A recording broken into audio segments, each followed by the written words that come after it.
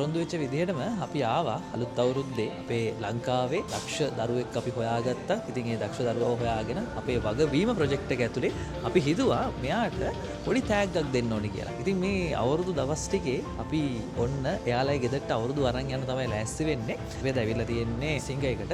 ඉතින් අපි එතනින් එයාට එයාගේ අනාගතය සාර්ථක කරගන්න, එයාගේ අනාගත වැඩ කටයුතු ටික කරගෙන යන්න එයාට අවශ්‍ය කරන ලැප්ටොප් එකක් මිලදී ගන්න තමයි අපි අද මෙතනට ඇවිල්ලා ඉන්නේ. ඉතින් අපි චුට්ටක් කතා කරමු. කොහොමද ඉතින් මොකද වෙන්නේ? ගොඩක් සතුටුයි. හරි අපි දැන් පොරොන්දු වෙච්ච විදිහට ඔන්න ඔයාගේ අනාගත බලාපොරොත්තු සාර්ථක කරගන්න අපි ඔන්න ඔයාට ලැප්ටොප් එකක් දෙන්න තමයි හදන්නේ. මොකද හිතෙන්නේ? ගොඩක් සතුටුයි. මට මේ ජීවිතයට මේ වගේ ලැප්ටොප් පරිගණකයක් ලැබෙන පළවෙනි අවස්ථාව. මගේ ජීවිතයේ ලොකුම හිණියක් තමයි මේ සිට වෙන්න යන්නේ. මගේ ඉදිරි අධ්‍යාපන කටයුතු සඳහා පරිගණක යන්ත්‍රය ගොඩක් ප්‍රයෝජනවත් ලෙස භාවිතා කරනවා. හරි ඉතින් අපි ගිහලා බලමු කවුද මේ වැඩේ කරේ කියලා.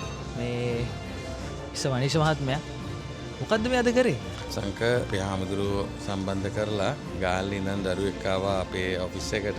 ඒ දරුවගේ ඇස් දෙකම උපතින්ම අන්ධයි. ඒ වගේම තමයි ඒ දරුවා උසස් පෙළ ඊටාම උසස් අන්දමින් ඇස් පේනටත් වඩා හොඳට විභාග සමත් වෙලා දෙනවා. ඉතින් මම කල්පනා කරේ ඒ දරුවගේ ජීවිතේ ඉස්සරහට යන්න තියෙන හීනේ සැබෑ කරගන්න අපෙන් මොනවද කරන්න පුළුවන් කියලා. ඉතින් දරුවා ඉල්ලුවේ කම්පියුටර් එකක්. ඒක මේ අවස්ථාවේ අපි ලබා දෙනවා ඒ දරුවගේ ඉදිරි ඉගෙනීම් කටයුතු වෙනුවෙන්.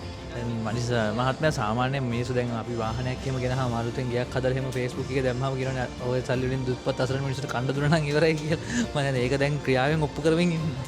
අපේ සතුටට වැඩි ඒ දරුවගේ සතුට ඉස්සරහට බලාගෙන තමයි සංක මම මේ දේවල් කරන්නේ. මං ගෙවල් හදලත් නැහැ. අවුරුදු 10කට කලින් නිදාගත්ත බිම අද නිදාගන්නෙත් බිම. ඒ නිසා මගේ ජීවිතේ අපි වෙනස් වෙලා නැහැ. අපි වෙනස් කරන්න ඕනේ ඒ දරුවන්ගේ අනාගතය. ඒක තමයි ඉස්සරහට ඒක නිසා තමයි මේ දේවල් කරගෙන යන්නේ සංක.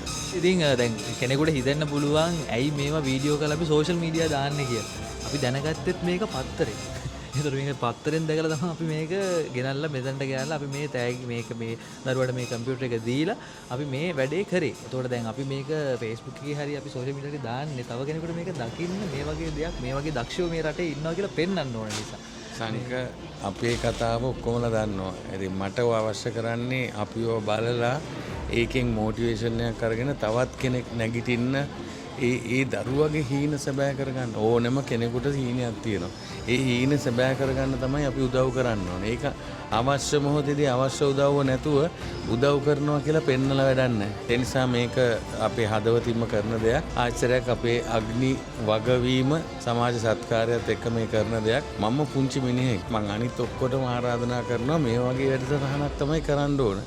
ඕනම කෙනෙක්ගේ හීනෙට යන්න උදව් කරන්න අපි ලෑස්ති. ඉතින් ඒක වගවීම විදියට මම අදත් සන්තෝෂ වෙනවා සංකල මෙතෙන්ට ඇවිල්ලා මේක අරගෙන අනිත් අයට පෙන්නන එක. මොකද එහෙම පිං සිත නැති අයට ඒ සිත පහළ වෙන්න කියලා තමයි අපිට ප්‍රාර්ථනා කරන්න. බණින අයට මොනවද කියන්නේ?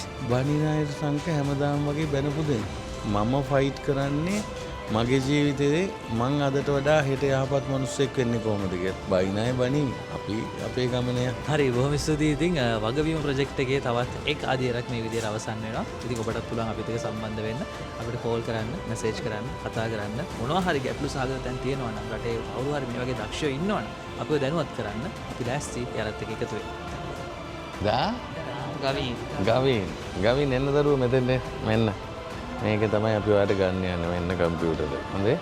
එයා ඉන්නේ සිංගර් එකේ ඔය කම්පියුටර් එක ඔයාගේ ඔෆිස් වැඩ කරගන්න පුළුවන් තරම